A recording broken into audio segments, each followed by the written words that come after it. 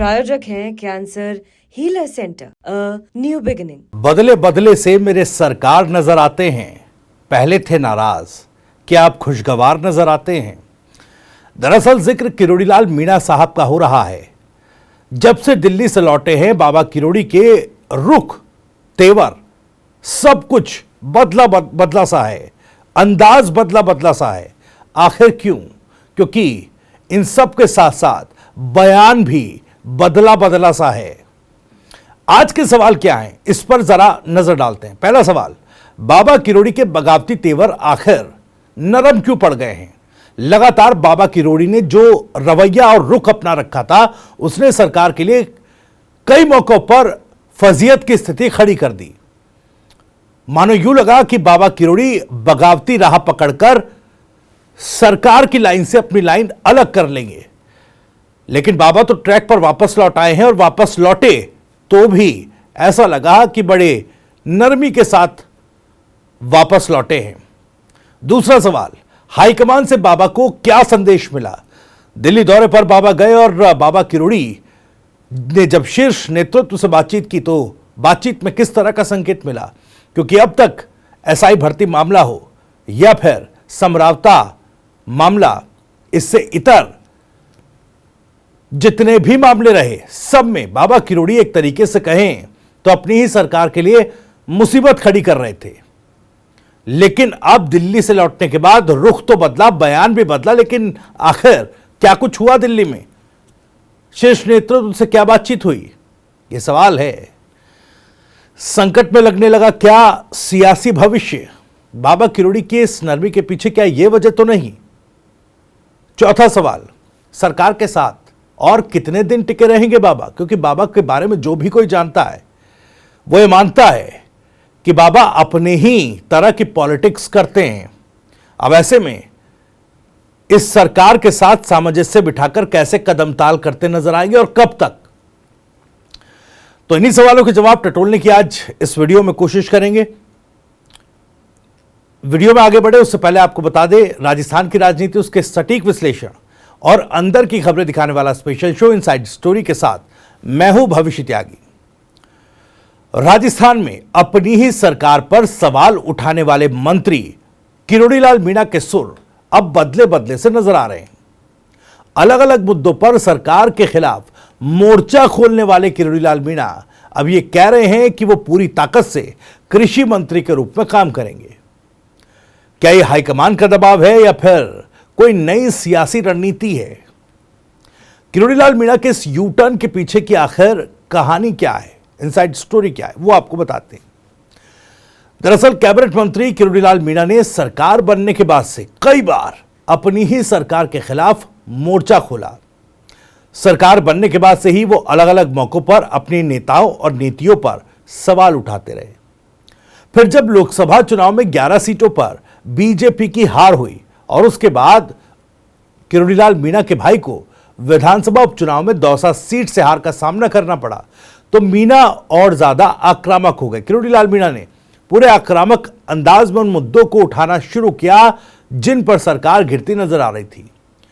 जनवरी के महीने में उन्होंने सार्वजनिक रूप से कहा कि दौसा सीट पर उनके भाई को हराने के लिए अभिमन्यु को घेर कर मारने जैसी साजिश की गई।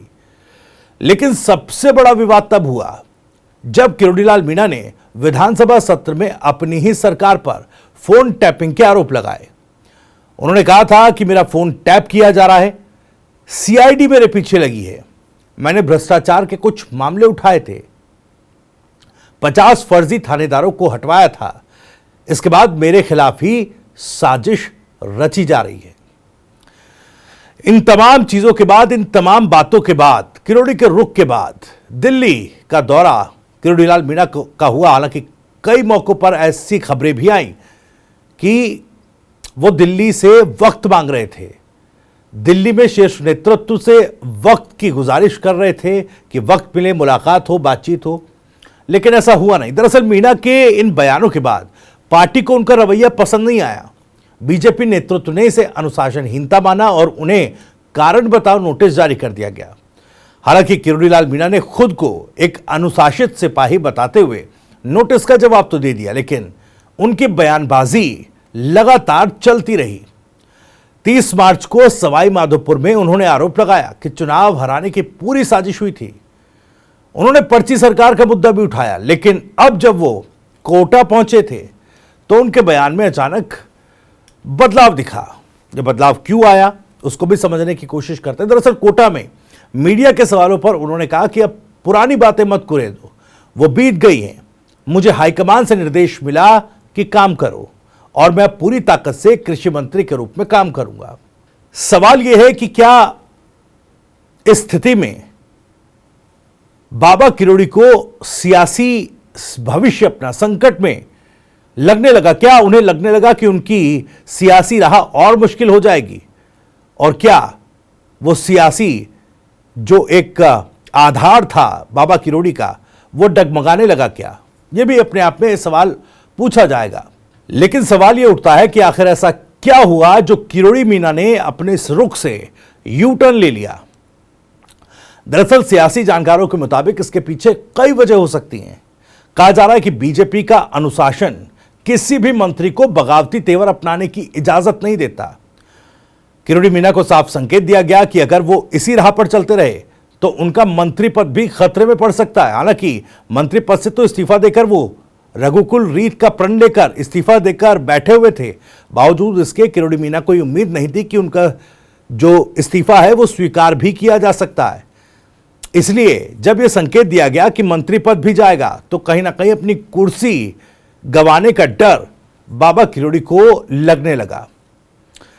खबरें हैं कि हाल ही में उनके कुछ बयानों को लेकर पार्टी के शीर्ष नेतृत्व ने उन्हें सख्ती से संदेश दिया, उनसे बात की और स्पष्ट कर दिया कि उनके बयानों से सरकार की छवि खराब हो रही है।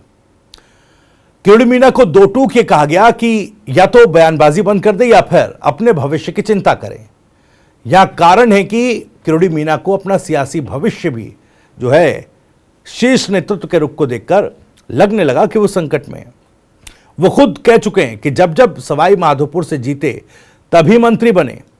अगर वो पार्टी नेतृत्व से टकराव जारी रखते तो उनकी कुर्सी भी खतरे में पड़ सकती थी। कहा यह भी जा रहा है कि किरोड़ीलाल मीणा का यह कदम पूरी तरह से एक रणनीतिक बदलाव है। उन्होंने महसूस किया कि अगर वो सरकार के खिलाफ खुलकर खड़े रहेंगे तो पार्टी में उनकी स्थिति कमजोर हो सकती है। इसलिए उन्होंने बैकफुट लिया और अब सरकार के साथ खड़े हुए नजर आ रहे हैं। हालांकि इसके बाद एक सवाल यह भी है कि आखिर सरकार के साथ बाबा कंधे से कंधा मिलाकर चलेंगे कितनी दूर तक, कहां तक जाएंगे, कितने दिन तक किरोड़ीलाल मीणा एक ही लाइन पर, सरकार की लाइन पर टिके रहेंगे?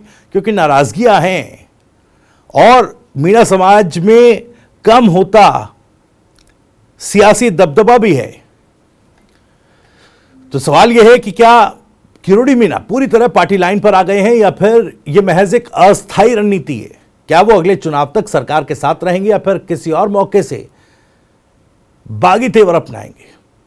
किरोड़ी मीना का यू टर्न बताता है कि राजनीति में कुछ भी स्थायी नहीं होता।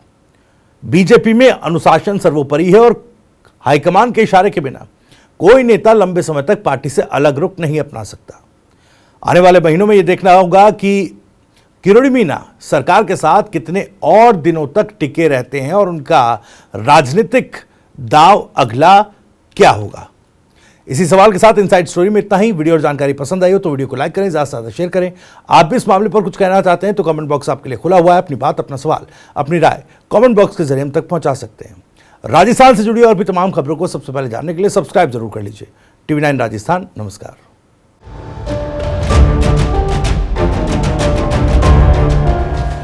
प्रायोजक हैं cancer healer centre, a new beginning.